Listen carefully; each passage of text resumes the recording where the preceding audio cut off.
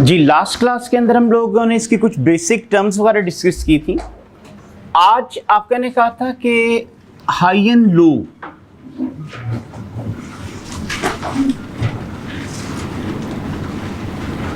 Point with step costs, ये हम लोग कवर करेंगे।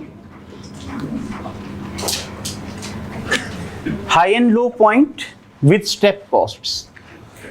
आप लोगों ने कहा था अगर कभी क्वेश्चन में सेमी वेरिएबल कॉस्ट दे दी जाए और आपको फिक्स कॉस्ट और वेरिएबल कॉस्ट अलग अलग करना पड़े तो उसके हमारे पास तीन मेथड होते हैं, high and low point, scatter graph, regression analysis. सबसे सिंपलेस्ट मेथड कौन सा था? हाई एंड लो। तो आपका ने कहा था साइलेंट हो तो हाई एंड लो लगा के अपना टाइम सेव किया करें, बाकी जहां एग्जामिनर इंस्ट्रक्शन दे देगा फिर उसको फॉलो किया करें। अच्छा, हाई एंड लो का बिल्कुल बेसिक वर्जन जब मैंने आपको कराया तो आपका ने कहा था एक्सट्रीम पॉइंट्स लिया कीजिएगा, मतलब हाईएस्ट एंड लोएस्ट पॉइंट लेके आप अपना सॉल्व कर दिया करें, ठीक है। लेकिन आज से थोड़ा सा रूल चेंज होगा। कई दफा ना एग्जामिनर आपको क्वेश्चन में स्टेप कॉस्ट दे देगा। स्टेप कॉस्ट का मतलब होता है एक रेंज तक कॉस्ट कांस्टेंट थी, उसके बाद उसमें चेंज आ गया। वो आपकी स्टेप फिक्स कॉस्ट भी हो सकती है, वो स्टेप वेरिएबल कॉस्ट भी हो सकती है, बोथ भी हो सकती हैं। तो आज हम इसके क्वेश्चन स्टार्ट करने जा रहे हैं ताकि आपको आइडिया हो जाए अगर इस तरह का आ जाए तो किस तरह हम डिसाइड करेंगे कि कौन से लेवल्स को लेके क्वेश्चन सॉल्व करना चाहिए। अच्छा, जब कभी क्वेश्चन के अंदर स्टेप कॉस्ट आ जाती है तो आप लोग कोशिश किया करेंगे कि स्टेप कॉस्ट के केस में हाई एंड लो पॉइंट वो लिया जाए जहां पे आपका कॉस्ट स्ट्रक्चर सेम होता है। कॉस्ट स्ट्रक्चर सेम होने का मतलब कि वो दो लेवल लिए जाएं जिसपे स्टेप कॉस्ट बराबर थी, मतलब या इंक्रीज हो चुकी हुई थी या विदाउट इंक्रीज वाली थी। तो इस तरह करके हम इसको सॉल्व करना होगा। आप लोगों को कॉपीज दे के गया कोई?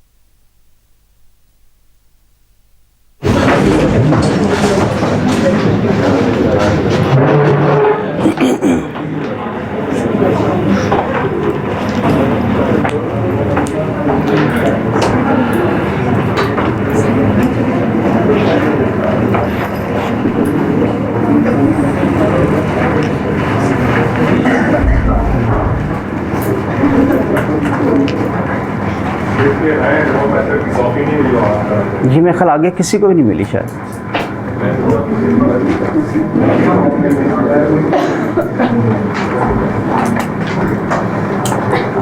यार ये जरा इस वाली लाइट को ऑफ करते हैं उधर से।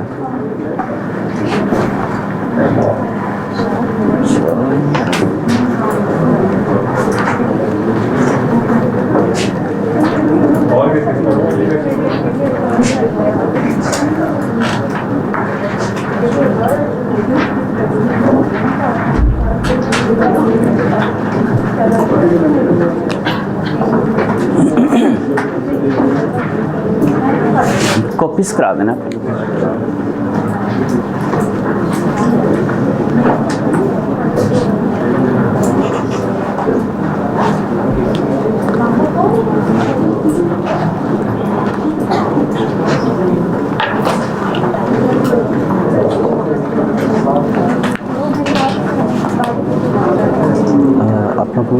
जरा कॉपी सर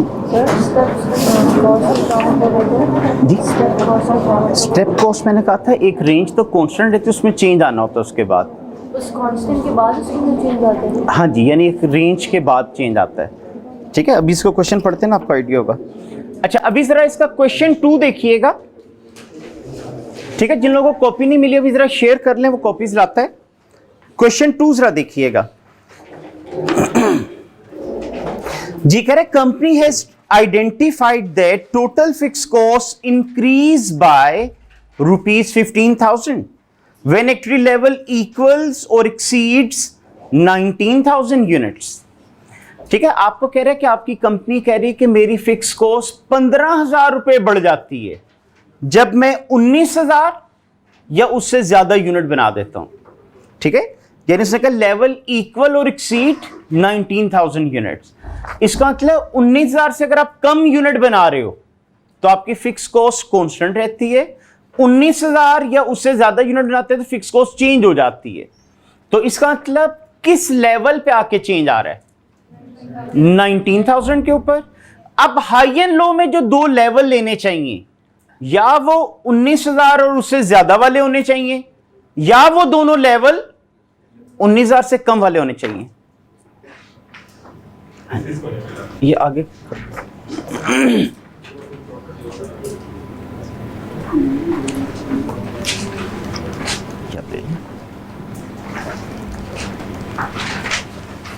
पीछे भी दे देना।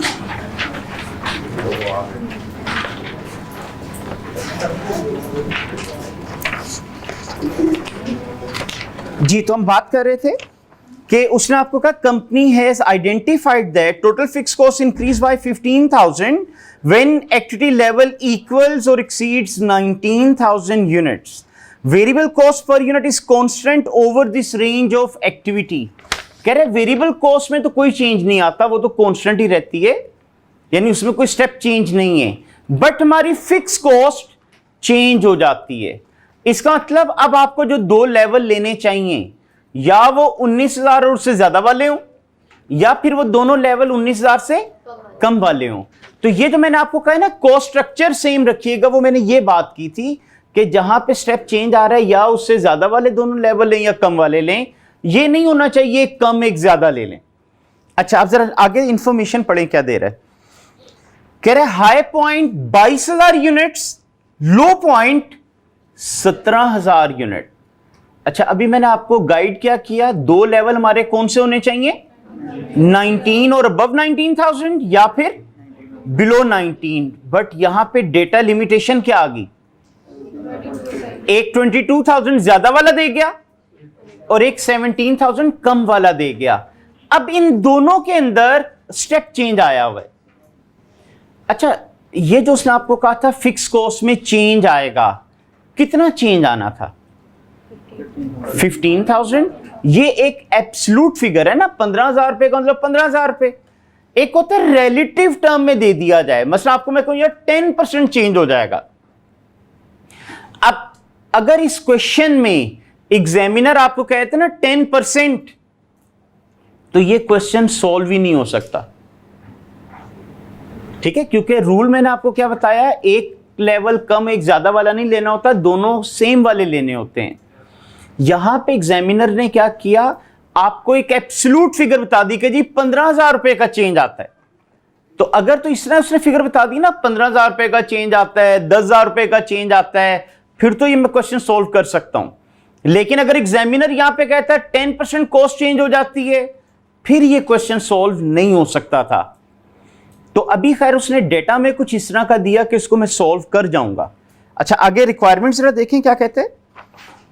Calculate number 1 per unit variable cost and number 2 fix cost for activity level greater than और equal to 19,000 units and less than 19,000 units. ठीक है, आपको कह रहे हैं वेरिएबल कॉस्ट भी निकालो और फिक्स कॉस्ट दोनों लेवल की कंप्यूट करके दें। अब इस क्वेश्चन को हम सॉल्व करते हैं ताकि आपको आइडिया हो जाए।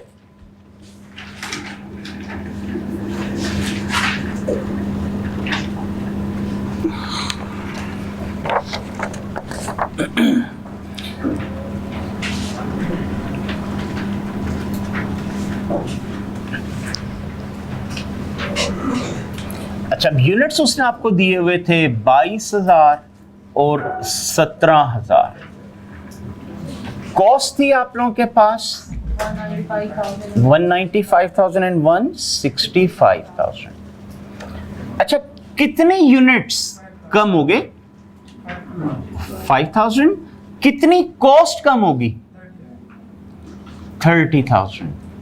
अच्छा, अगर इस क्वेश्चन में स्टेप कॉस्ट का जिक्र ना होता तो मैंने आप लोगों को कहना था कि 30,000 is variable cost of these 5,000 units, और मैंने डिवाइड करके पर यूनिट निकाल देनी थी। लेकिन इशू क्या आया, इस 30,000 में 15,000 रुपया स्टेप कॉस्ट शामिल है, क्योंकि उसने आपको कहा था ना कि जब 19,000 से ज्यादा यूनिट बनाओ तो हमारी फिक्स कॉस्ट 15,000 बढ़ जाती है। इसका मतलब इस फिगर में 15,000 फिक्स कॉस्ट एक्स्ट्रा ईवी है, यानी इन दोनों कॉस्ट का जब डिफरेंस लिया 30,000, तो ये सारे की सारी वेरिएबल कॉस्ट नहीं है। तो अगर इसमें से मैं फिक्स कॉस्ट वाला 15,000 माइनस कर दूं तो बाकी वेरिएबल कॉस्ट रह जाएगी, उसकी बेस पे आगे आप वर्किंग या कंप्यूटेशन कर सकेंगे।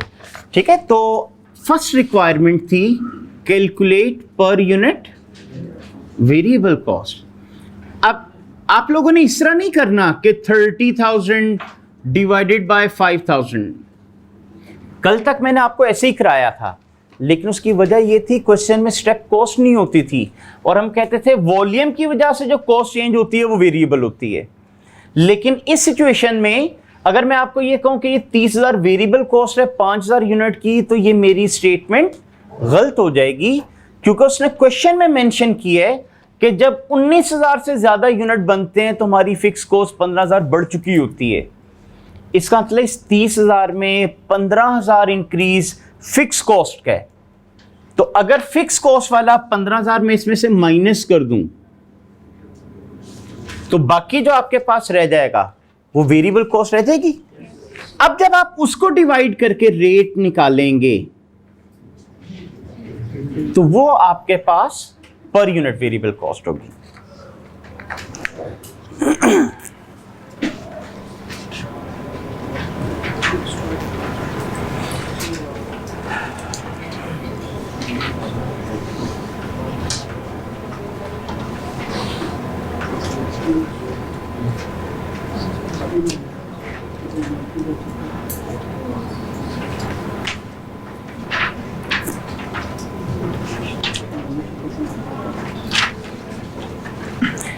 ठीक है, तो अब एक बार मैं इसको दोबारा बता देता हूं। कल तक जब क्वेश्चन में मैंने आपको स्टेप कॉस्ट नहीं पढ़ाई थी तो मैं क्या करता था, यूनिट्स का डिफरेंस लेता था तो 5,000 आ गए, कॉस्ट का डिफरेंस लेता था 30,000 आ गया। तो मैं आपको कहा करता था कि जो वॉल्यूम के साथ कॉस्ट कम ज्यादा होती है वो वेरिएबल होती है। तो इसलिए मैं क्या करता था, 30,000 को 5,000 पे डिवाइड करके पर यूनिट वेरिएबल कॉस्ट निकाल दिया करता था। लेकिन ये काम चल रहा था कल तक, जब तक मैंने आपको स्टेप कॉस्ट नहीं कराई थी। उसने आपको यहां पे कहा इस क्वेश्चन में कि जब 19,000 से ज्यादा यूनिट बनते हैं तो हमारी फिक्स कॉस्ट 15,000 बढ़ जाती है। इसका मतलब इसमें 15,000 फिक्स कॉस्ट एक्स्ट्रा शामिल है, इसमें नहीं है। इसलिए जब इनका डिफरेंस लूंगा तो इस 30,000 में आपकी दो चीजें आ रही हैं, एक एक्स्ट्रा फिक्स कॉस्ट और दूसरा वेरिएबल कॉस्ट। अब हम लोगों ने क्या किया, इस टोटल 30,000 में से ये जो एक्स्ट्रा फिक्स कॉस्ट थी ना 15,000, उसको माइनस कर दिया। जब आपने उसको माइनस कर दिया तो बाकी आपके पास क्या रह गया, वेरिएबल। अब उस वेरिएबल कॉस्ट को यूनिट्स पे डिवाइड किया तो पर यूनिट वेरिएबल निकल आई। ठीक है, तो ये एक थोड़ी सी आपको एडजस्टमेंट करना पड़ी है इस क्वेश्चन के अंदर। अच्छा, सेकेंड रिक्वायरमेंट थी, उसने कहा फिक्स कॉस्ट फाइंड आउट करें ग्रेटर देन 19,000 यूनिट्स की भी और लेस देन की भी। तो अब हम जरा उसकी वर्किंग करके देखते हैं।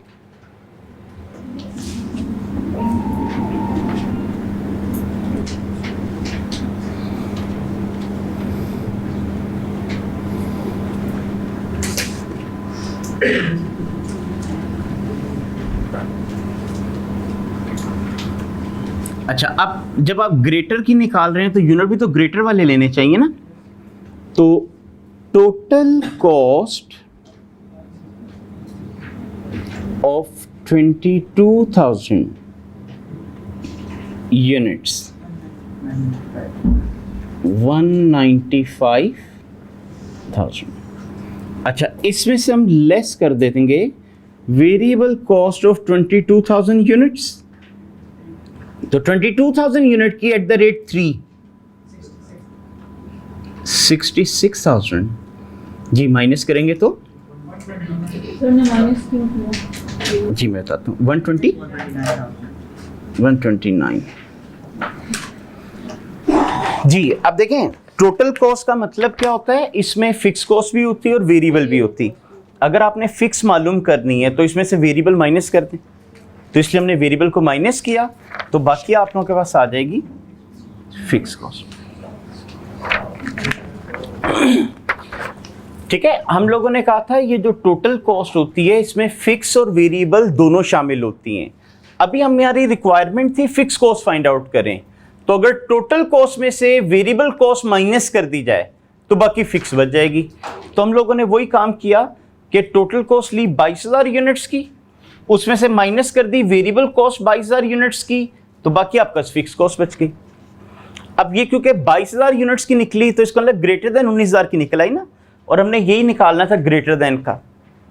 नेक्स्ट रिक्वायरमेंट में उसने आपको कहा था कि आप लोग दोबारा फाइंड आउट करें फिक्स कॉस्ट, लेकिन अब लेस देन 19,000 यूनिट्स की। तो इसके लिए अब एक तरीका तो यही है कि आपके पास कॉस्ट निकल आई है ना, और उसने कहा था 15,000 कॉस्ट बढ़ चुकी हुई है, तो अगर इसमें मैं 15,000 माइनस कर दूं तो लोअर लेवल की निकल आएगी। मतलब एक तरीका इसका यह बन सकता था कि आपको मैं कहूं यार ये जो 1,29,000 आपने निकाली है इसमें 15,000 फिक्स कॉस्ट बढ़ चुकी हुई है, तो बढ़ने से पहले कितना थी माइनस करके निकाल दें। ठीक है, 114,000। ऑल्टरनेटिवली आप इधर ना 19,000 से कम वाला लेवल ले लेते। ठीक है, इसको मैं इस तरह भी कर सकता हूं कि मैं इस तरह कर देता कि टोटल कॉस्ट ऑफ 17,000 यूनिट्स 165, और इसमें से मैं लेस कर देता वेरिएबल कॉस्ट ऑफ 17,000 यूनिट्स 51। तो अगर आप इसमें 51,000 सब्ट्रैक्ट करें तो 114,000। ठीक है, तो जो आप लोगों को उस वक्त ज़हन में आ जाए उस तरह वर्किंग कर दिया करें जी। देखें यहां तक वाला क्लियर है, ये वाला। अच्छा, अब देखें 1,29,000 फिक्स कॉस्ट निकल आई थी जब यूनिट 19,000 से ज्यादा थे। उसने कहा था 19,000 से ज्यादा यूनिट बनाओ तो 15,000 फिक्स कॉस्ट बढ़ चुकी होती है। इसका मतलब इसमें 15,000 फिक्स कॉस्ट बढ़ चुकी है, तो अगर आपको मैं कहूं 19,000 से कम यूनिट्स की कितनी थी, तो उसके लिए क्या करना चाहिए, 15,000 इसमें माइनस कर देना चाहिए। तो आपका कहने का आसान तरीका तो यही था कि 15,000 माइनस करके आंसर निकाल दो। ऑल्टरनेटिवली आपको मैंने कहा कि जैसे ये वर्किंग आपने की थी ना ग्रेटर देन 19,000 के लिए, सेम यही वर्किंग लेस देन 19,000 के लिए कर लें। अब देखें वहां से 19,000 से कम वाले यूनिट कौन से थे, 17,000। तो मैंने टोटल कॉस्ट ले ली 17,000 यूनिट्स की, उसमें से वेरिएबल कॉस्ट माइनस कर दी 17,000 यूनिट्स की। तो टोटल कॉस्ट में से अगर वेरिएबल माइनस करें तो बाकी फिक्स रह जाती। तो इस तरह भी 1,14,000 आई, इस तरह भी वही आई। तो जो आपको वर्किंग उस वक्त जहन में आ जाए आप लोग कर जाएं। आपको मैं पहले भी डिस्कस कर चुका हूं कि कॉस्ट एंड मैनेजमेंट अकाउंटिंग में हार्ड एंड फास्ट फॉर्मेट्स नहीं होते। आप एक ही क्वेश्चन मुझसे डिफरेंट टाइम में सॉल्व कराएं, मेरी प्रेजेंटेशन चेंज हो जाए करेगी। तो इसका मतलब ये नहीं होता कि मैंने पहले प्रेजेंटेशन सही की थी बाद वाली गलत कर दी। तो हार्ड एंड फास्ट फॉर्मेट नहीं होता, उस वक्त जो चीज समझ में आ जाए उसके मुताबिक आप सॉल्व कर दें। यही वजह था कि आपका ने कहा था कि सीएमए के अंदर ना अक्सर स्टूडेंट्स में कॉन्फिडेंस नहीं आ रहा होता कि वो क्वेश्चन जो कर लिया सही किया कि गलत किया। इवन आपका ने कहा था आप अपने सीनियर से भी पूछेंगे ना तो वो कई आपको यही कहेंगे यार समझ नहीं आई लेकिन पेपर पास हो गया था। तो उसकी रीजन ये होती है कि यहां पे स्टेप्स के मार्क्स होते हैं और हो सकता है कि आप लोग बुक का सॉल्यूशन देखें उसकी प्रेजेंटेशन ऐसे ना हो, आपको लगे कि शायद आपने गलत कर दी, लेकिन हम लोग क्योंकि स्टेप्स के हिसाब से चल रहे होते हैं, अगर आपने स्टेप्स सही लिए हैं तो आपको मार्क्स मिल रहे होते हैं। तो उस वजह से आप में से कोई स्टूडेंट ये वर्किंग कर दे या ये कर दे, मार्क्स दोनों को पूरे मिलेंगे। ठीक है, अच्छा तो ये था क्वेश्चन नंबर 2 जिसमें स्टेप फिक्स कॉस्ट आ गई थी। तो अभी तक मैंने आपको स्टेप कॉस्ट का रूल ये बताया है कि जब कभी स्टेप कॉस्ट आ जाए तो हाई एंड लो पॉइंट में वो 2 लेवल लीजिएगा जिसपे कॉस्ट स्ट्रक्चर सेम होता है। अब इस क्वेश्चन में लिमिटेशन थी कि उसने ज्यादा वाला दे दिया कम वाला दे दिया, लेकिन ये क्वेश्चन सिर्फ इसलिए सॉल्व हो गया कि ये एक एब्सोल्यूट फिगर मुझे पता थी 15,000 रुपए का चेंज आया है। अगर कभी एग्जामिनर इस क्वेश्चन में कह देता ना 15% चेंज आया है तो ये क्वेश्चन नहीं सॉल्व हो सकता था। उसके लिए फिर एग्जामिनर को कुछ एक्स्ट्रा डेटा देना पड़ता है। ठीक है, जैसे भी इसका थर्ड क्वेश्चन हम लोग देखते हैं, जरा थर्ड क्वेश्चन एक दफा आप लोग रीड करें, लगा।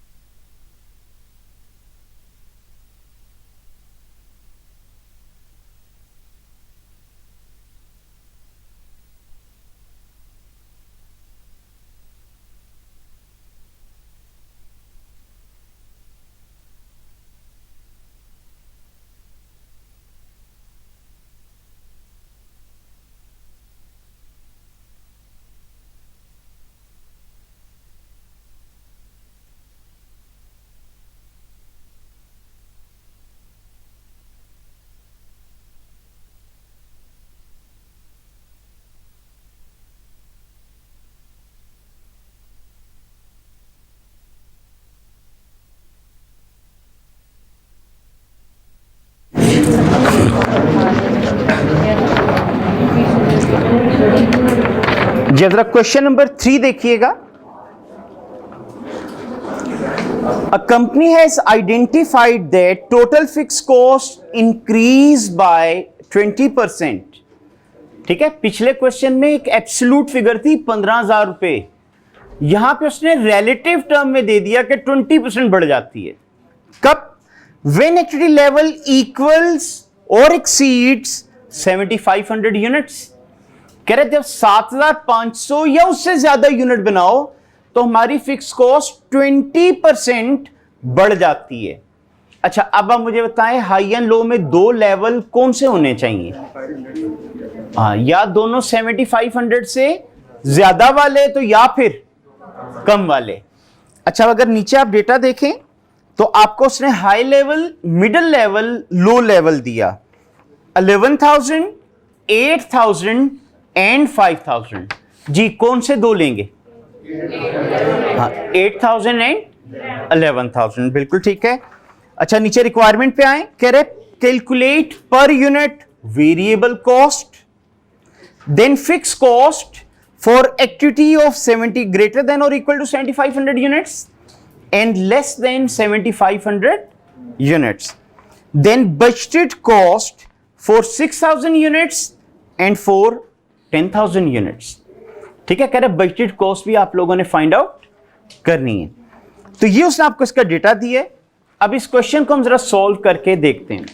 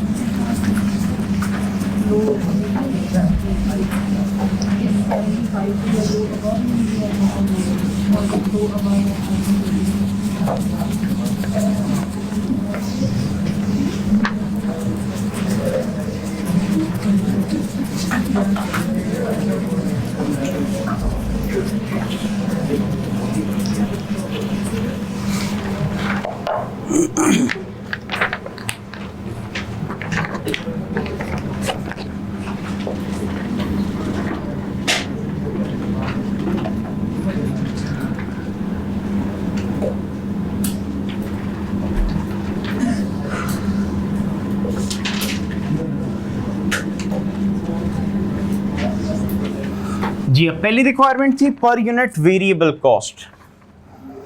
अब चूंकि यहां पे उसने आपको इस तरह की इंफॉर्मेशन दी है जिसमें स्ट्रक्चर बराबर हो जाता है, तो इसलिए उसी हिसाब से आपको सॉल्व करना चाहिए।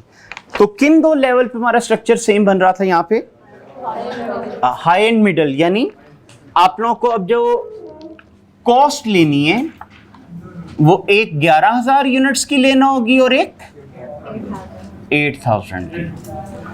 ठीक है, तो ये आपकी थी 276,000 माइनस 240,000। ठीक है, आप लोगों ने कहा था ना कि difference in total cost over difference in activity level. अब वो मैंने दोनों की टोटल कॉस्ट का डिफरेंस ले लिया, दोनों के एक्टिविटी लेवल का डिफरेंस ले लिया, तो कितना आ गया?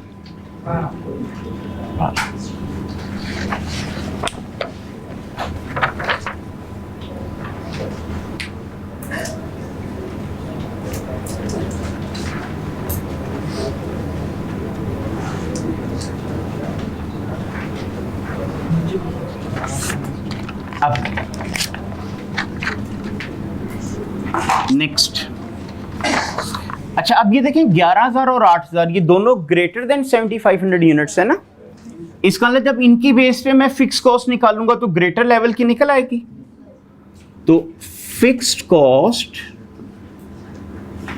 फॉर ग्रेटर देन और इक्वल टू 7,500 यूनिट्स।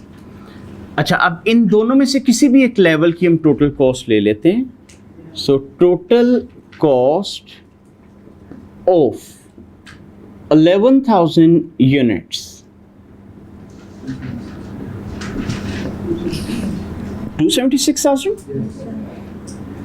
इससे हम लेस करेंगे वेरिएबल कॉस्ट ऑफ 11,000 यूनिट्स। तो 11,000 यूनिट्स की एट द रेट 12 132 माइनस कर दें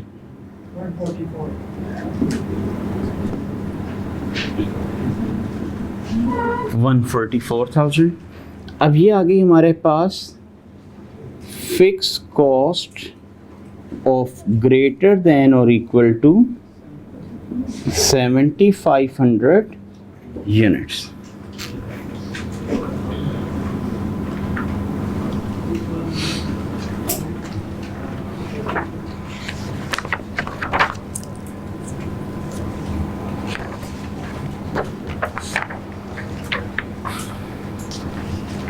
Now,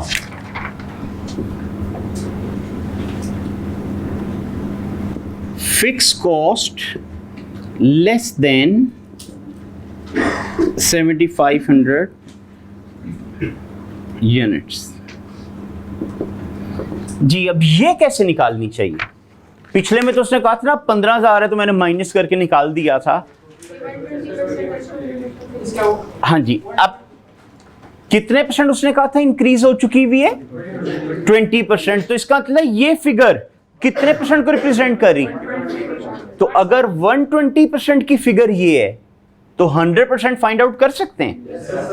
इसका मतलब करना क्या पड़ेगा? 144,000 डिवाइडेड बाय 120 मल्टीप्लाई बाय 100 तो 120,000।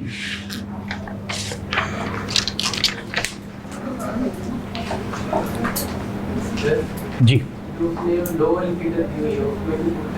हाँ, उससे भी आ जाएगा। उससे फिर ये होगा ना, इस तरह का काम आपको दोबारा करना पड़ेगा। तो इसमें जरा डायरेक्ट कैलकुलेशन होती है, लेकिन वो गलत नहीं है, आंसर यही आएगा आपका भी। जी यहां तक समझ आ गया सबको? अच्छा, अब आते हैं इसकी थर्ड रिक्वायरमेंट पे, जिसमें उसने आपसे कहा बजटेड कॉस्ट्स फाइंड आउट करें।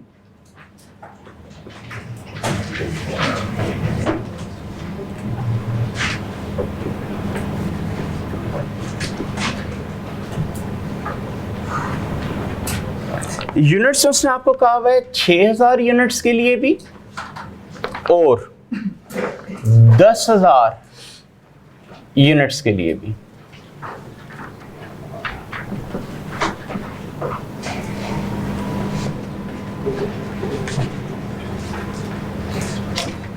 अच्छा, अब आपको पता है एक हमारी फिक्स कॉस्ट होती है और एक वेरिएबल कॉस्ट होती है।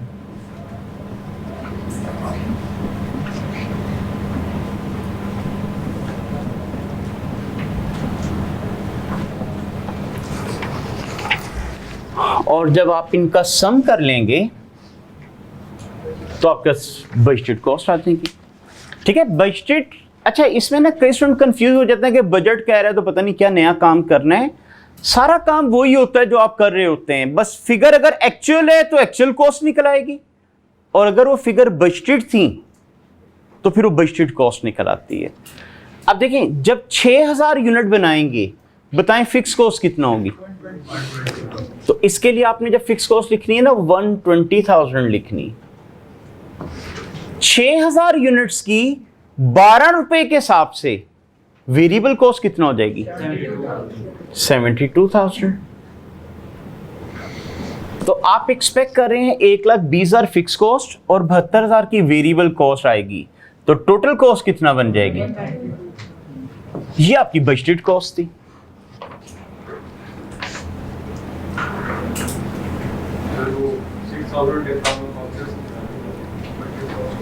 ये वाला। अच्छा जी, अब नेक्स्ट कह रहे हैं 10,000 यूनिट की कॉस्ट निकालें। अब बताएं 10,000 यूनिट के लिए फिक्स कॉस्ट कितना लेंगे? 144,000। तो बस ये थोड़ा सा आपने ख्याल रखना है कि फिगर रिस्पेक्टिव होनी चाहिए, और 10,000 यूनिट की 12 रुपए के हिसाब से 120,000 वेरिएबल ऐड कर लेंगे 264 था।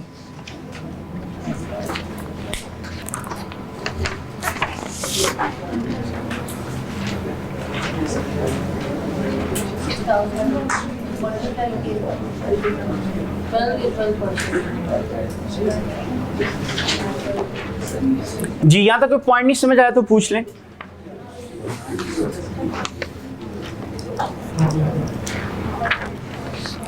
ये अभी तक जो दो क्वेश्चन हम लोगों ने किए हैं, इन दोनों में स्टेप फिक्स कॉस्ट थी।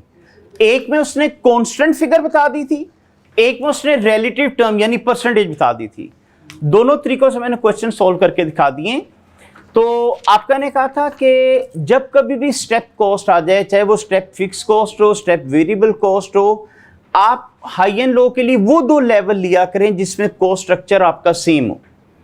ठीक है, अब इसका क्वेश्चन 4 जरा करके देखते हैं ताकि आइडिया हो जाए उसमें क्या चेंज है। जी कह रहे company has identified that total fix cost are constant over all levels of activities, but there is 10% reduction in variable cost per unit above 24,000 units of activity. अच्छा, अब इस क्वेश्चन में क्या चीज चेंज हो रही है? Variable cost. कह रहे फिक्स कॉस्ट तो मेरी थ्रू आउट फिक्स ही रहती है, लेकिन जब आप लोग 24,000 से ज्यादा यूनिट बनाते हैं तो वेरिएबल कॉस्ट में 10% कमी आ जाती है। इसका मतलब 24,000 यूनिट पे जाके कॉस्ट स्ट्रक्चर चेंज हो जाता है। तो हाई एंड लो में कौन से हमें दो लेवल लेने चाहिए? या तो दोनों 24,000 से ज्यादा हो या दोनों ही कम हो। ठीक है, आगे आपको कह रहे हैं company has identified the following cost at 3 activity level, high, middle and low. 30,000, 25,000, 20,000, कौन से लेंगे? हाँ, 30,000 और 25,000 लेंगे। ठीक है, रिक्वायरमेंट पे आ जाएं। Calculate number 1 per unit variable cost of less than और equal to 24,000 units, greater than 24,000 units and then fix cost. और फिर कह रहा है budgeted cost of 22,000 unit and 35,000 units. अब इसको भी इसी तरीके से हम सॉल्व करके देखते हैं।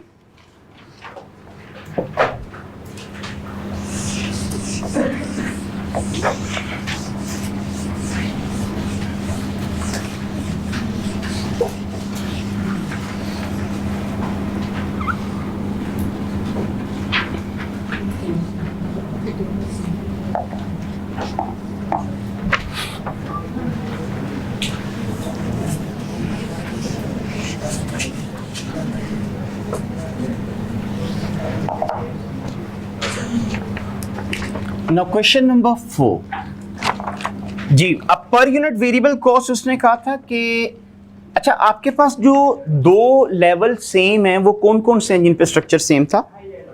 हाई वाले थे ना। इसका मतलब यहां से जो आपका कॉस्ट निकलेगी किसकी निकलेगी? Greater than 24,000 units. जी, तरीका वही के डिफरेंस इन टोटल कॉस्ट। तो कौन कौन सी कॉस्ट लेंगे? 356,000 एंड 320,000। अच्छा, डिनोमिनेटर में यूनिट्स आ जाएंगे 30,000 और 25,000।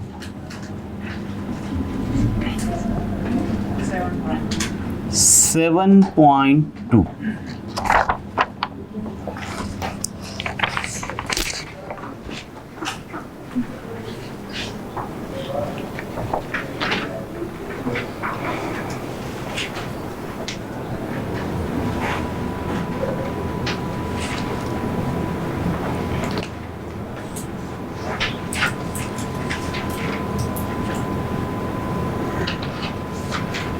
अच्छा, अब ये जो 7.2 कॉस्ट निकली है ये 24,000 से ज्यादा यूनिट्स की निकली है ना, और उसने आपको कहा था 24,000 से ज्यादा बनाओ तो मेरी कॉस्ट 10% डिक्रीज हो जाती है। अगर 10% डिक्रीज हो जाती है तो ये कॉस्ट कितने परसेंट है? तो अगर ये 90% की फिगर है तो 100% निकाल सकते हैं। तो इसलिए जब उसने आपसे ये कहा कि कैलकुलेट करें पर unit variable cost for less than और इक्वल टू 24,000 यूनिट्स, तो हम लोग क्या करेंगे? 7.2 डिवाइडेड बाय 90 मल्टीप्लाई बाय 100, 8 आ जाएगी।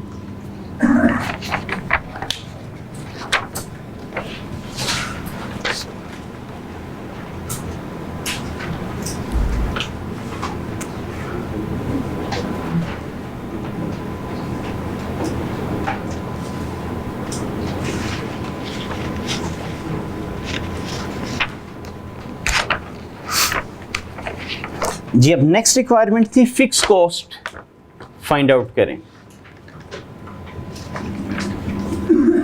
क्या फिक्स कॉस्ट में कोई स्टेप चेंज था? नहीं, तो इसका मतलब वो तो किसी भी लेवल के हिसाब से कर लें सेम ही आ जाएगी। तो अब आप इन्हीं दो में से बरा ले लें। तो टोटल कॉस्ट ऑफ 30,000 यूनिट्स, ये आ गया 356,000। इसमें से हम लेस कर देंगे वेरिएबल कॉस्ट ऑफ 30,000 यूनिट्स किस रेट पे लेंगे? 7.2 के हिसाब से। 2 माइनस करेंगे तो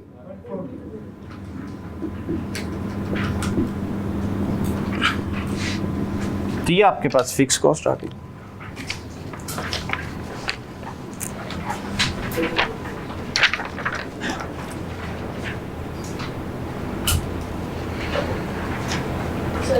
किसी को भी कॉल सकते थे। हाँ जी, किसी को भी ले सकते हैं। फिक्स कॉस्ट तीनों में सेम थी।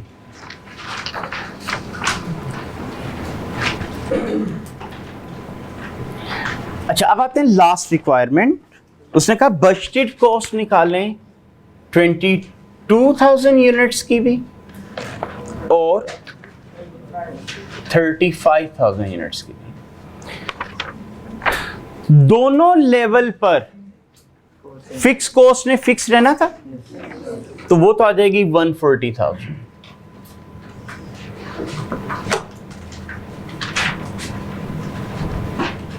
अच्छा, जब वेरिएबल कॉस्ट की कंप्यूटेशन करूंगा तो 22,000 यूनिट्स की किस रेट पे कैलकुलेट करेंगे? 8 के हिसाब से। और जब मैं आपको 35,000 की कंप्यूटेशन के लिए कहूंगा तो 7.2 के हिसाब से। जी कितना आ गया? 176,000 और 252,000। अच्छा, अब इनका हम सम कर लेंगे।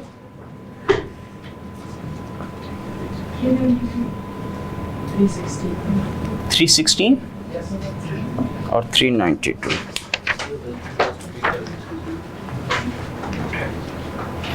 ठीक है, बस यूनिट्स के हिसाब से रेलिवेंट कॉस्ट लीजिएगा। 22,000 यूनिट से तो फिर बिलो वाली कॉस्ट ली, 35,000 थे तो हायर वाली। किधर? नहीं, रिक्वायरमेंट है ना, थर्ड रिक्वायरमेंट।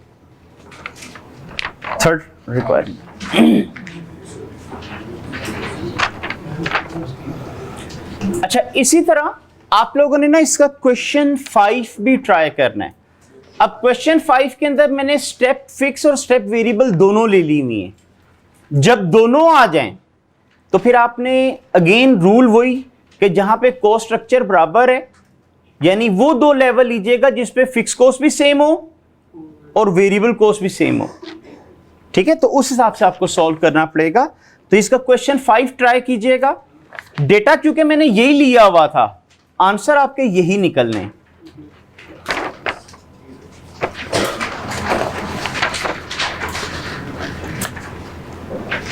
अब आ जाते हैं क्वेश्चन नंबर 6 पे। ठीक है, क्वेश्चन नंबर 6। अच्छा, ये टाइम सीरीज क्या होता है? हाँ, टाइम सीरीज का मतलब होता है कोई भी इंफॉर्मेशन जो टाइम के साथ लिंक करके दी जाए। ठीक है, कोई भी इंफॉर्मेशन जिसको टाइम के साथ लिंक किया जाए उसे टाइम सीरीज कहते हैं। जैसे आप लोगों को मैं कहूं कि आपके कॉलेज की पिछली 3 अटेम्प्ट्स के रिजल्ट्स, तो ये तो टाइम के साथ लिंक होगा ना, कि जी ऑटम 21 इस तरह करके, स्प्रिंग 22, ऑटम 22 इस तरह करके, तो ये टाइम सीरीज हो जाएगा।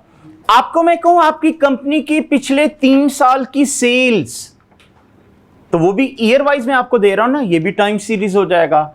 आपको मैं कहूं आपके सिटी का पिछले पूरे हफ्ते का डेली टेम्परेचर, तो ये भी आपका क्या कहलाएगा? Time series. तो कोई भी इंफॉर्मेशन जो टाइम के साथ लिंक करके दी जाए उसे टाइम सीरीज कहा जाता है।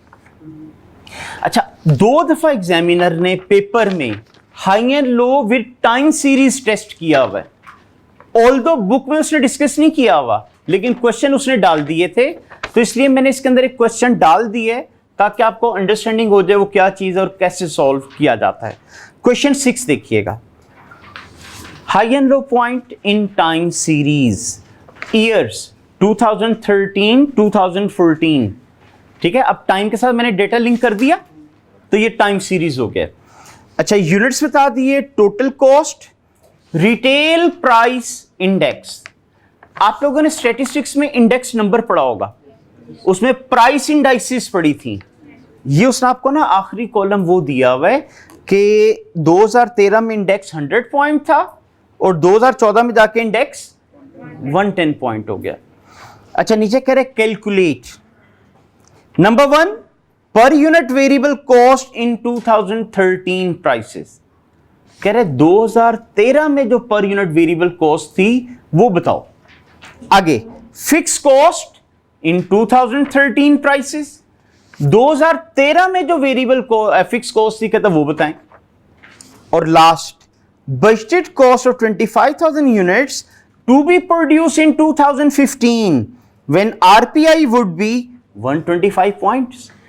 कह रहे कि 2015 में अगर मैं 25,000 यूनिट बनाऊं तो बताओ कितना खर्चा आएगा अगर उस दिन प्राइस इंडाइस बढ़ के 125 होगी।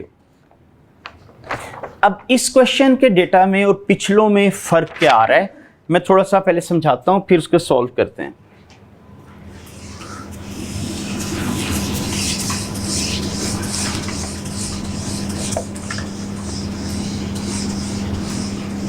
देखिए, कल तक मैं जब आपको इस तरह का डेटा देता था कि यूनिट्स और टोटल कॉस्ट, मसलन आपको मैं कहता हूं 1000 यूनिट बनाऊं तो 40,000 का खर्चा आता है, 2000 यूनिट बनाऊं तो 60,000 का खर्चा आता है। तो अब अगर आपको मैं कहूं कि पर यूनिट वेरिएबल कॉस्ट निकालें तो आप लोग क्या किया करते थे? यूनिट्स का डिफरेंस लिया, कॉस्ट का डिफरेंस लिया, ठीक है। तो आप लोग कहते थे ये जो 20,000 है ये क्या चीज है? ये आपकी वेरिएबल कॉस्ट है, कितने यूनिट्स की? 1000 की। और फिर आप डिवाइड करके पर यूनिट निकाल दिया करते थे, ठीक है, क्योंकि हम लोगों ने यही पढ़ा था ना, यूनिट्स के साथ जो कॉस्ट चेंज होती है वो वेरिएबल होती है। 1000 यूनिट फालतू बनाए, 20,000 कॉस्ट बढ़ गई, इसका मतलब 20,000 जो है वेरिएबल कॉस्ट थी 1000 यूनिट्स की, और फिर आप डिवाइड करते थे तो पर यूनिट निकल आती थी। इसी क्वेश्चन में अगर मैं ये एक चीज ऐड कर दूं कि आपको मैं कहूं कि यार ये 2021 का डेटा है और ये 2022 का डेटा है, क्या अब ये स्टेटमेंट ठीक होगी कि 20,000 is variable cost of these 1000 units? नहीं। क्या प्रॉब्लम आ रहा है इसमें? हाँ, जब ईयर चेंज होता है तो इन्फ्लेशन भी तो आ जाती है। इसका मतलब इस 20,000 में कुछ इंपैक्ट आ रहा है इन्फ्लेशन का और कुछ इंपैक्ट आ रहा है वेरिएबल कॉस्ट का। तो अब अगर मैं इस तरह कर दूं जी 20,000 डिवाइड बाय 1000, तो क्या ये पर यूनिट वेरिएबल कॉस्ट सही निकल आएगी? नहीं। क्या करना चाहिए? इन्फ्लेशन का इफेक्ट एलिमिनेट करें ताकि आपके पास बाकी क्या चीज रह जाए? वेरिएबल, देन डिवाइड करके आंसर निकालें तो सॉल्व होगा। तो इस क्वेश्चन में अगर आप लोग देखें ना, क्वेश्चन 6 में मैंने 7 ईयर दे दिए थे। ईयर देने का मतलब ये था कि डाटा को मैंने टाइम के साथ लिंक कर दिया था, और जब ईयर चेंज होता है तो इन्फ्लेशन भी आती है। उस इन्फ्लेशन के लिए उसने आखिरी कॉलम रिटेल प्राइस इंडेक्स दिया हुआ था। अच्छा, अब मैंने तो इधर ना इंडेक्स दे दिया था ना कि पहले 100 पॉइंट था, फिर 110 पॉइंट हो गया। एग्जामिनर ने जब आपके पेपर में डाला था उसने कहा था 10% इन्फ्लेशन आ गई। तो बात तो वही हो जाती है ना कि अगर मैं कहूं 0.110 हो गया, या मैं आपको एक आध इन्फ्लेशन 10% आ गई, ठीक है। तो अब इस क्वेश्चन 6 को हम जरा सॉल्व करके देख लेते हैं ताकि आपको ये भी आइडिया हो जाए जब पेपर के हम क्वेश्चन वो कर रहे हो तो उसमें फिर आपको प्रॉब्लम ना आए। तो अब ये आखिरी आज का कॉन्सेप्ट हम ये डिस्कस करते हैं।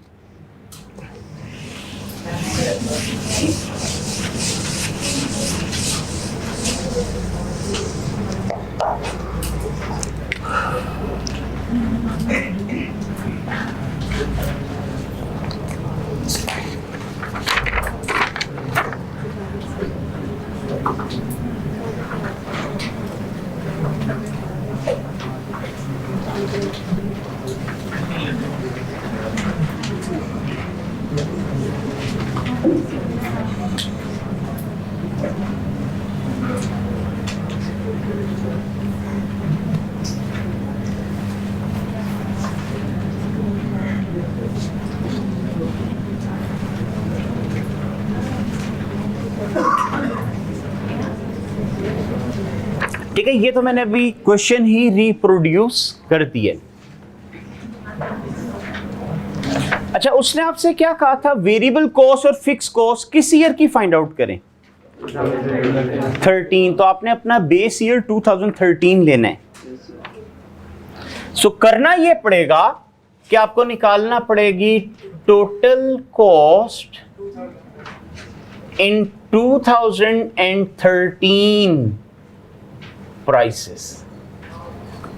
इसका क्या मतलब है टोटल कॉस्ट इन 2013 प्राइसेस? हाँ, कि अगर 2014 में इन्फ्लेशन ना आती तो इन 20,000 यूनिट बनाने का खर्चा कितना होता? देखिए, ये जो लाख रुपया खर्चा है ये पहले किस ईयर का है? तो ये तो लाख रुपए ही रहना है ना, इस पे तो कोई फर्क नहीं पड़ना। लेकिन ये जो 1,65,000 मैंने आपको फिगर दी हुई है, ये कब है? जब इंडेक्स कितने पॉइंट हो चुका था? इसका मतलब ये 110 को रिप्रेजेंट कर रहा है। मुझे 2013 वाली कीमत चाहिए, उस दिन इंडेक्स कितने पॉइंट था? तो क्या करूंगा? Divided by 110 multiply by 100। ठीक है, ये मैंने उसकी वर्किंग लिख दी है 150,000। इसका मतलब अगर 2014 में इन्फ्लेशन ना आती तो 1.5 लाख के यूनिट बनने थे। ये जो 10% इन्फ्लेशन आई तो 1.5 लाख का 10% ऐड करूं तो 15 ऐड होके 165 बन जाएगा ना। उस वजह से इन्फ्लेशन की वजह से कीमत इतनी हो गई थी। अब यहां पे इन्फ्लेशन का फैक्ट एलिमिनेट हो गया। अब ये जो 50,000 का इंक्रीज है, ये क्या चीज है? ये वेरिएबल कॉस्ट है। कितने यूनिट्स की? 10,000 यूनिट्स की।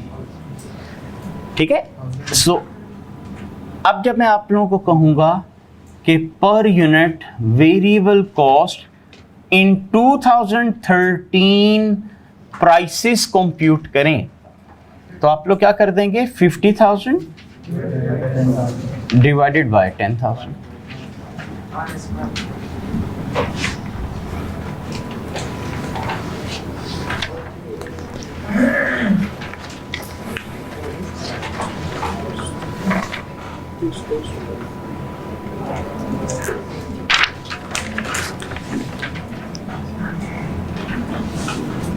जी, अब फिक्स कॉस्ट लेकिन ये भी किस में निकालनी है? 2013 प्राइसेस। किसी भी एक लेवल की टोटल कॉस्ट ले लें, लेकिन बस ख्याल कीजिएगा वो जो टोटल कॉस्ट लेंगे ना, वो 2013 वाली कीमत में होनी चाहिए। मसलन टोटल कॉस्ट ऑफ, फर्ज करें मैं 10,000 यूनिट ही ले लेता हूं, लेकिन इन 2013 प्राइसेस कितना लेंगे? 100,000। ठीक है, अगर कभी 20,000 यूनिट की लेते तो कितनी कॉस्ट लेते? 150 लेनी थी। 165 लिखेंगे तो क्वेश्चन गलत हो जाएगा आपका। अच्छा, इसमें से लेस करते हैं variable cost of 10,000 units in 2013 prices, तो वो तो 5 रुपए निकली हुई थी ना, 5 के साथ से 50,000, तो बाकी 50,000 क्या निकलाया?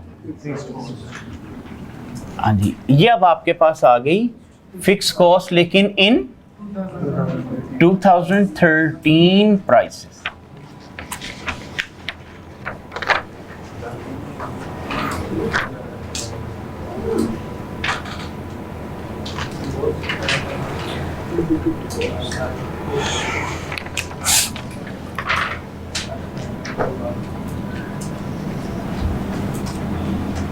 जी, आप कहते हैं budgeted cost of 25,000 units to be produced in 2015। अच्छा, बजटेड कॉस्ट के लिए आपको क्या कुछ पता होना चाहिए? फिक्स्ड कॉस्ट और वेरिएबल कॉस्ट।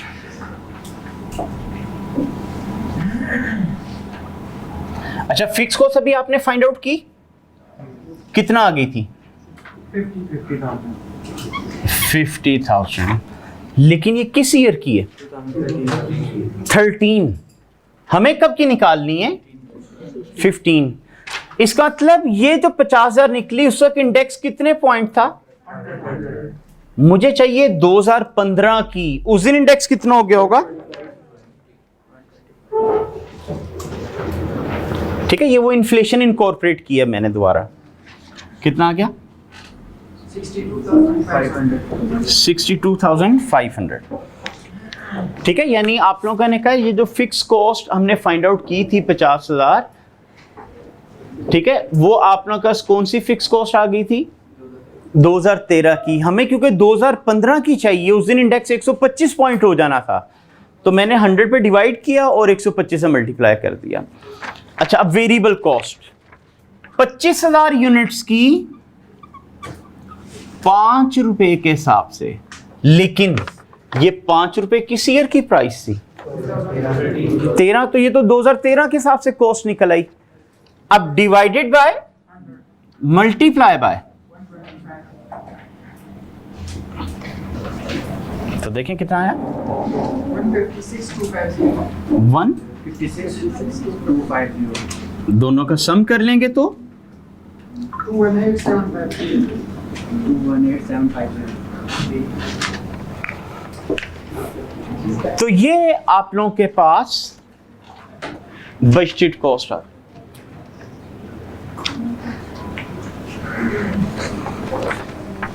जी पॉइंट समझ आ गया सबको?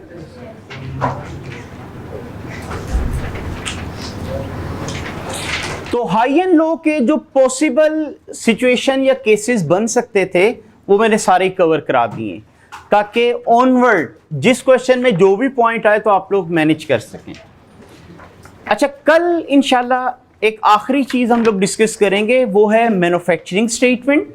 आपको मैंने पहले भी कहा था मैन्युफैक्चरिंग स्टेटमेंट सिलेबस का पार्ट नहीं है, लेकिन जगह जगह उस फॉर्मेट की मुझे जरूरत पड़ती रहा करेगी, तो उस वजह से हम लोग उसको एक दफा कवर कर लेंगे, ताकि उसकी भी आगे अगर जरूरत पड़े तो प्रॉब्लम ना बने। Thank you.